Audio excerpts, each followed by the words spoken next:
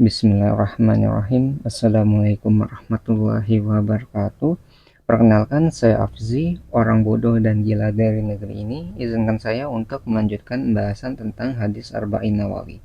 Disclaimer dulu, apa yang saya sampaikan di video ini adalah pembahasan dari apa yang telah saya pahami dari hadis ini. Jadi pembahasan ini bersifat sangat subjektif. Oke, kita mulai masuk ke hadis ke-30. Judulnya adalah Ketetapan dan Kasih Sayang Allah. Nah, kita mulai dari sejarah atau bahasan hadisnya.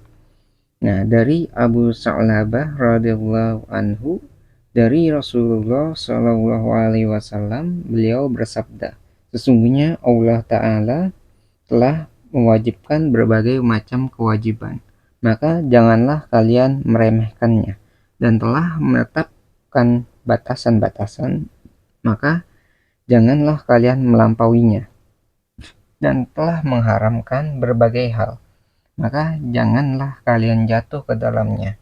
Dan dia telah mendiamkan berbagai hal sebagai kasih sayang bagi kalian, bukan karena dia lupa, maka janganlah kalian mengotak-atiknya yang Allah diamkan itu. Nah, pelajaran yang bisa kita ambil dari hadis ini, yang pertama tentang ketetapan Allah. Jadi perkara wajib yang telah ditetapkan itu kita harus kerjakan tanpa meremehkannya. Maksudnya tanpa meremehkannya berarti kita serius saat melakukannya. Misalnya dalam ibadah yang wajib nih ya, rukun Islam aja. Misalnya dalam sholat itu wajib 5 waktu 17 rakaat gitu. Berarti kita melaksanakan 5 rakaat dan 5 waktu dan 17 rakaat itu. Kita tidak menambahkannya atau menguranginya. Jadi ya apa yang diperintahkan kita kerjakan.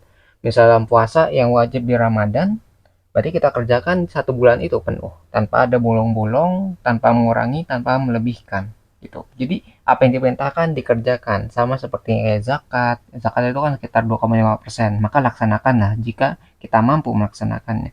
Begitupun dengan haji. Kalau kita mampu secara finansial ataupun fisik kita itu masih bisa ya melakukannya, berarti ya laksanakanlah seperti yang telah diperintahkan gitu. Jadi jangan menambah atau mengurangi apa yang telah diwajibkan untuk kita. Kalau misalnya mampu kita lakukan, udah masuk persyaratan nih, berarti kita harus melaksanakannya karena telah diwajibkan. Kalau kita misalnya nggak mampu nih, misalnya orang yang nggak punya uang untuk memenuhi kebutuhan sehari-hari aja kurang, berarti dia nggak mampu untuk berzakat, maka jangan berzakat karena ketika dia nggak mampu berarti kan nggak masuk dalam persyaratan, karena zakat itu kan kita ada kelebihan harta. Nah, kelebihan harta ini itu ada hak-hak orang yang tidak mampu, maka dari itu kita mengeluarkan hak-hak yang orang yang tidak mampu itu supaya membersihkan harta kita, misalnya seperti itu. Nah, gitu. Kalau misalnya yang orang yang nggak punya harta, ya berarti pantas untuk mendapatkan hak-hak tadi dari orang yang tidak, orang yang berlebihan hartanya, seperti itu kan. Itu kayak haji juga kalau misalnya nggak mampu ya jangan dipaksakan dari segi finansial ataupun secara fisik juga. Karena kan di sana nggak cuma berdiam diri ya. Ketika berhaji tuh ada pergerakannya, ada perpindahannya. Ketika kita udah nggak mampu nih, maka ya jangan dipaksakan karena hal itu ya malah menyusahkan nantinya kan. Lalu Allah juga telah menentukan batasan, maka jangan dilampaui gitu. Maksudnya jangan lampaui ya, kalau misalnya ditetapkan jangan kita lampaui. Kayak misalnya yang wajib aja nih, kayak sholat kan 17 rakaat 5 waktu. Nah, kita jangan melebih-lebihkan. Yang wajib berarti nanti tambah biar lebih bagus jadi 6 waktu, tambah jadi 21 rakaat gitu. Jangan menambah-nambahkan. Itu batasan yang sudah ditentukan, maka kerjakanlah. Apakah kita boleh menambahkan gitu? Ya itu nggak masalah, tapi bukan jadi yang wajib, masuknya ke dalam yang sunnah. Dikerjakan itu mendapatkan pahala, nggak dikerjakan ya tidak dosa gitu, karena itu kayak kita tuh rasa kurang nih gitu, maka untuk kayak melengkapinya kita tambah yang sunnah, tapi kita tidak boleh menjadikan yang sunnah itu menjadi wajib, karena itu kayak udah melampaui batasan gitu. Yang lain tuh kan yang wajib 17 rakaat ya lakukan 17, yang wajib 5 waktu ya lakukan yang 5 waktu. Ya sama aja kayak misalnya ya puasa, misalnya puasa bulan Ramadan yang wajib kan. kalau mau di luar Ramadan itu juga boleh, tapi hitungannya bukan yang wajib, tapi jadi sunnah gitu.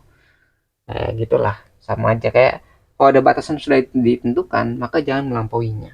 Ketika dilampaui nanti kita termasuk orang-orang yang melampaui batas gitu. Itu dalam perkara yang wajib ya. Nah, lalu tentang perkara yang haram, Allah juga telah memerintahkan kita untuk menjauhi sesuatu yang haram. Tuh, maka kita jangan sampai jatuh ke dalam perkara-perkara yang haram juga. Kayak misalnya perkara yang haram itu karena Allah udah perintahkan, maka seharusnya kita ya kalau suruh jauhi ya jauhi, jangan sampai kita melakukannya. Karena ada mungkin kita bisa ini ya, kita pelajari kok misalnya sesuatu yang haram itu bisa membawa kepada kerusakan gitu. Misalnya kayak gini, kita itu diharamkan untuk minum khamr. Khamr itu sesuatu yang mabukkan kan. Kayak ketika kita minum sesuatu yang mabukkan, akal kita hilang. Nah, ketika akal ini hilang, maka yang menguasai diri kita itu hawa nafsu kita, insting kita, tanpa ada batasan, tanpa ada yang bisa memberhentikan tindakan kita. Kan akal itu membuat tindakan kita itu terbatas. Yang harusnya kita punya malu nih ya, kalau misalnya akal kita hilang, malu itu menjadi hilang dan kita bisa berbuat sesuka kita. Nah, seperti itu. Jadi ada kalau yang haram itu dilakukan, itu bisa membawa kerusakan yang lebih besar. Ataupun kita misalnya nggak boleh mendekati zina, gitu. Mendekatinya saja tidak boleh. Berarti ketika kita mendekati zina, maka kemungkinan besar kita akan jatuh ke dalam perkara yang zina. Jadi kayak ketika kita sudah mendekati zina, maka kemungkinan besar kita akan jatuh pada perkara yang zina. Sedangkan zina itu termasuk dosa yang sangat besar. Itu dosanya itu nggak cuma merusak diri sendiri, tapi merusak orang lain dan keturunannya. Gitu. Jadi kerusakannya sangat besar.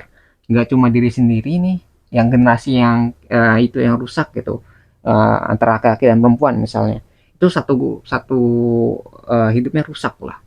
Tapi itu juga terus ke keturunannya juga kan jadi rusak. Kayak misalnya anak laki-laki atau perempuan lah, itu nasabnya nggak boleh di apa sandarkan kepada bapaknya gitu. Jadi harus ke ibunya nasabnya. Itu kan sudah merusak garis keturunan. Tuh, nggak boleh menerima hak waris. Nanti kan berarti menyusahkan anaknya kalau misalnya harta kita nggak boleh titipkan gitu, nggak boleh diwariskan kepada anak-anak yang di luar nikah misalnya. Seperti itu kan menyusahkan. Jadi ada ketika hal sesuatu yang haram itu dilakukan akan menimbulkan kerusakan yang lebih besar. Tuh, jadi jangan sampai kita melakukannya. Kalau misalnya sudah diharamkan, maka kita tidak boleh melakukannya. Jangan sampai jatuh ke dalamnya. Gitu. Lalu selain dari apa yang telah diwajibkan, terus diharamkan, di sini juga Rasul kayak mengatakan ya tentang perkara yang didiamkan oleh Allah. Gitu. Jadi ada perkara yang di luar yang sudah diwajibkan ataupun diharamkan. Itu kan udah jelas ya. Tapi ada perkara yang didiamkan oleh Allah. Nah, disebutkan bahwa eh, sesuatu yang didiamkan oleh Allah itu adalah salah satu bentuk kasih sayang Allah. Karena ketika Allah itu mendiamkan, berarti kita telah dipermudah oleh Allah untuk suatu perkara misalnya. Kayak misalnya kalau misalnya Allah itu mau spesifik itu bisa gitu. Tapi kalau Allah itu mau spesifik kepada hambanya, Allah tahu bahwa hambanya itu bakal kesusahan gitu. Kayak harus misalnya spesifik seperti ini hamba. Oh, itu kita aja yang dapat sholat apa ya 5 waktu 17 rakaat aja kadang masih ngeluh gitu. Kalau misalnya Allah sangat spesifik dengan perintahnya, mungkin kita udah eh, kesulitan gitu untuk melaksanakan yang telah diwajibkan gitu. Pokoknya ketika Allah itu mendiamkan sesuatu, berarti itu adalah salah satu bentuk kemudahan atau bentuk kasih sayang Allah kepada kita sebagai makhluknya. Tuh. Di sini juga dijelaskan sama Rasul bahwa Allah itu tidak lupa dengan perkara itu. Jadi yang didiamkan itu sebenarnya Allah tahu gitu. Allah tahu kok itu tuh ada. Ya Allah tuh hanya mendiamkan saja. Jadi kan kita tahu kalau Allah tuh maha mengetahui gitu, maha melihat, maha mendengar dan segalanya, maha kuasa lah. Masa untuk perkara yang didiamkan tuh nggak tahu gitu kan? Nggak mungkin, karena Allah maha mengetahui. Kalau misalnya Allah tidak mengetahui sesuatu, berarti dia tidak maha mengetahui dong. gitu kan, berarti kita udah menyalahi sifat-sifat Allah.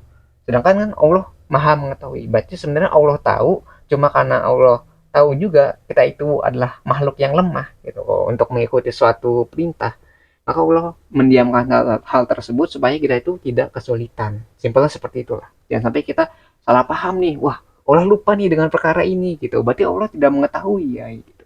Jangan sampai seperti itu berpikirannya. Kita ubah pola pemikiran kita bahwa Allah tuh maha mengetahui, karena Allah tahu kita bakal kesusahan dengan perkara itu, maka Allah mendiamkan hal itu. Terus diperingatkan juga ya Allah, Rasul tuh memperingatkan juga bahwa jangan mengotak-ngatik perkara tersebut. Mengotak-ngatik itu kayak kayak kita tuh penasaran dan membahasnya gitu, kayak kita ngubah-ngubah gitu, atau setidaknya kayak kepo lah sama peraturan tersebut, terus kita tuh sampai ngebuat bahasan yang membuat kita tuh kesulitan.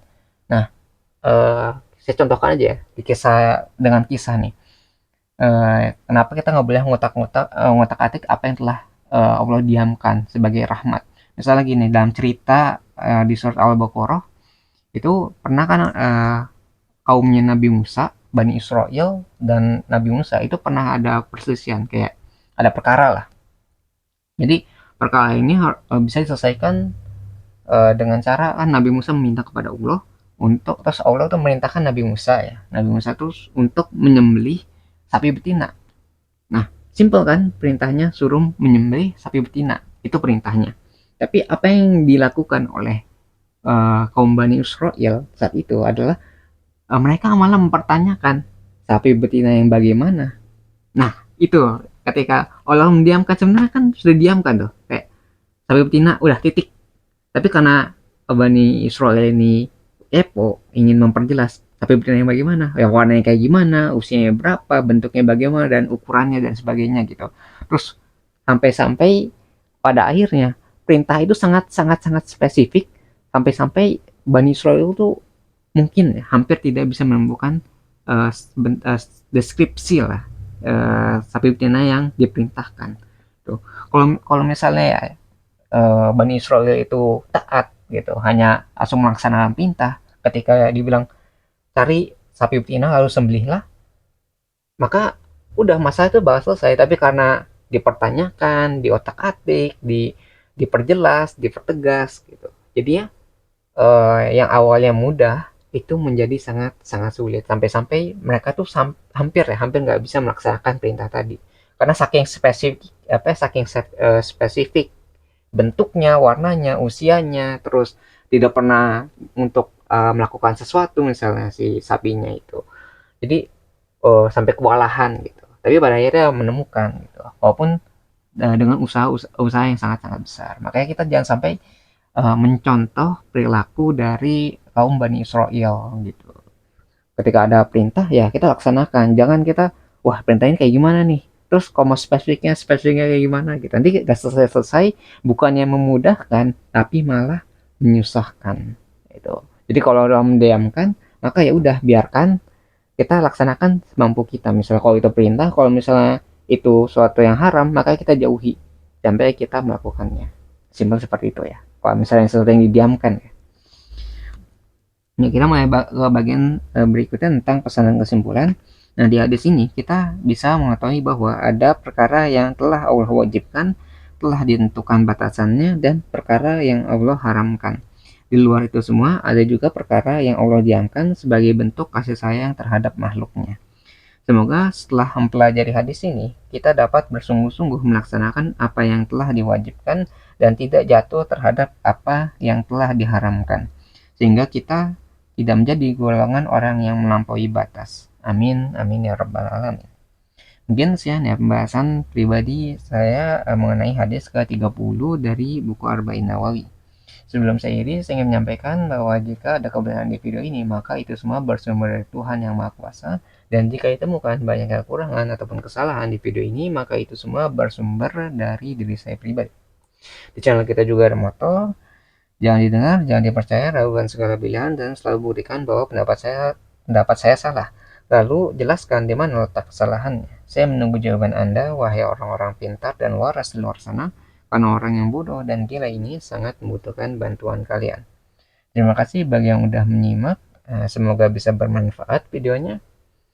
Saya akhiri dengan kalimat wassalamualaikum warahmatullahi wabarakatuh. Saya Afzi, pamit undur diri. Kita ketemu lagi di pembahasan berikutnya. Insya Allah.